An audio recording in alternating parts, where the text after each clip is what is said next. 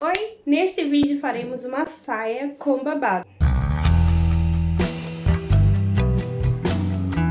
Para fazer essa saia, irei mostrar como fazer o molde e também tirar as medidas. A minha fita métrica começa por medir a circunferência da cintura, que se tira dessa forma. Depois eu vou tirar a altura do quadril, que a minha ficou com 16 centímetros. Depois tirei a altura da saia total que eu queria. E em seguida vamos tirar a circunferência do quadril, que é a parte mais alta da nádega. Se vocês quiserem que a vossa vida seja facilitada, vocês podem optar por assistir a esse vídeo aqui no meu canal, que já fica com a molde já feito, mas eu vou mostrar como fazer o molde direitinho, para depois ficar um vídeo separado.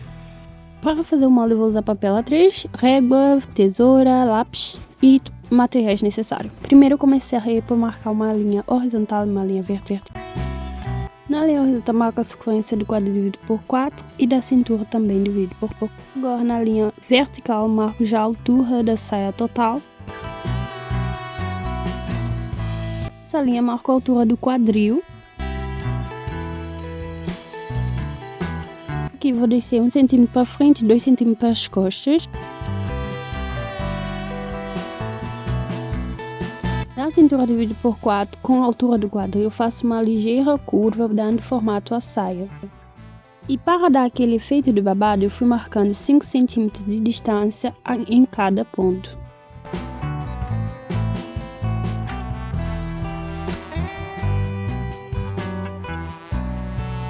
Recomendo que nomeie cada ponto como 1, 2, 3, 4 e 5.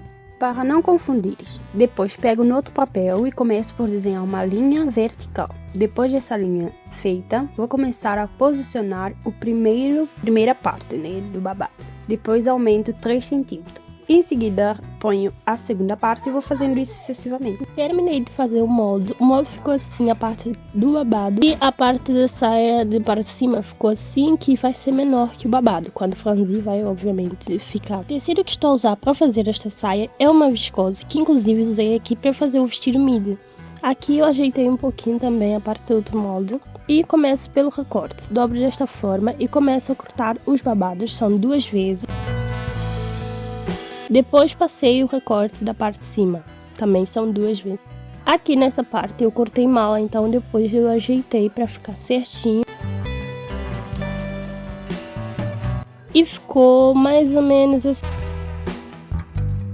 E vai ficar assim quando franzir. Recomendo apontar onde é frente e onde encostas, tá bom? E agora para franzir isso, vamos passar um ponto maior da máquina, 2 costuras. Normalmente as máquinas já vão franzindo, se não for suficiente, franze mais.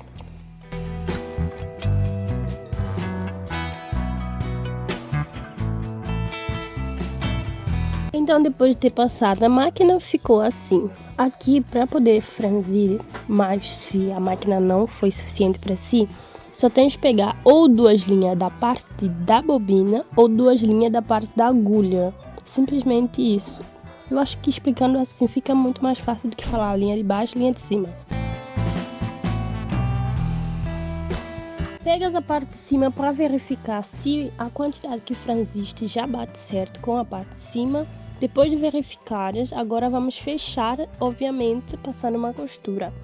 Eu recomendo passar a costura entre essas 2 costuras que passou para franzir, porque assim vai facilitar na hora de desmanchar aquela costura. Então, já costurada, como eu falava, essa costura não passa por cima e fica muito mais fácil de desmanchar. E é só puxar a linha devagar, com muita calma. Como não tem retrocesso no início e no final, facilita a tua vida. Como acabamento, recortei o excesso e passei o zigue-zague, ficando assim. Infelizmente, eu me distraí e acabei cortando a parte onde eu estava fazendo o acabamento, mas isso não importa. O importante é que eu vou dar um jeito. Agora eu fechei aqui na lateral, só uma lateral, porque a outra vamos colocar o fecho. Uma lateral bem fechadinha, ficou assim dessa forma. Agora vamos colocar o fecho. Meu fecho custou 75 cêntimos e é um fecho que tem 20 centímetros de altura, comprimento. Posiciono desta forma o fecho e como é um fecho invisível, provavelmente vai ficar. Tem que ficar invisível ao máximo, né? Dá para ter o melhor. O meu ficou assim e agora é só dar a continuidade no fechamento da saia. Recomendo que sempre encontre essas costuras, tanto no babado que está no meio, para depois ficarem iguais. E vai fechando a costura e depois passa o zigue-zague para fazer o acabamento e deixar tudo bonitinho. Então ficou assim. Agora, para fazer o coste, eu vou medir a circunferência da saia. Então posiciono a minha fita métrica desde o início, dando a volta até sair do outro lado. A medida da circunferência da saia, cortei já uma faixa para fazer o cos e tem a largura de 10 a 11 centímetros. A altura, obviamente, é a circunferência da saia que eu medi. Posiciono assim direito com direito e costuro em toda a volta.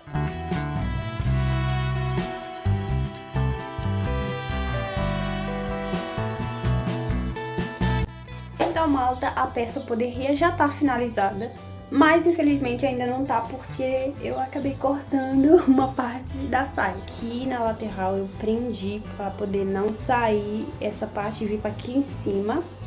Como podem ver, aqui tem um buraquinho que eu fiz. Ai, que ódio! E como eu fiz esse buraquinho, eu vou ter que dar um jeito para fechar o buraquinho. Mas o que sobrou para eu fazer essa flor para tampar o buraquinho que eu fiz é este tecido, esse mini retalho. Obviamente é o mesmo tecido, mas só sobrou isso. Então, se dá errado, eu não tenho outro pedaço para consertar. Então, se der errado, eu tô ferrada, gente. Mas é o seguinte, eu vou usar um prato para poder fazer um círculo. E aqui em casa, deixa eu ver. O prato aqui, que ele literalmente é o mais circulando.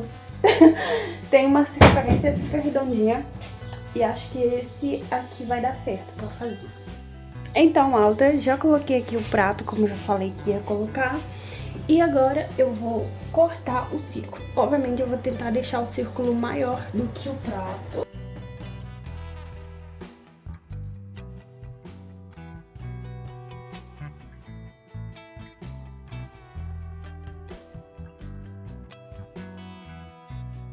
Quem não sabe fazer flor, tcharam! Nem que ficou tão mal. Não ficou tão mal assim. Acho que dá um jeitinho. Eu deixei até aqui um pouquinho mais pra baixo, porque nem tava conseguindo enrolar muito bem. Mas eu dei um jeito e ficou assim. E agora vamos fazer a barra da saia. Então, malta, esse foi o resultado. Ficou assim, mais ou menos. A flor ficou mais ou menos, mas eu amei. E vejam no corpo.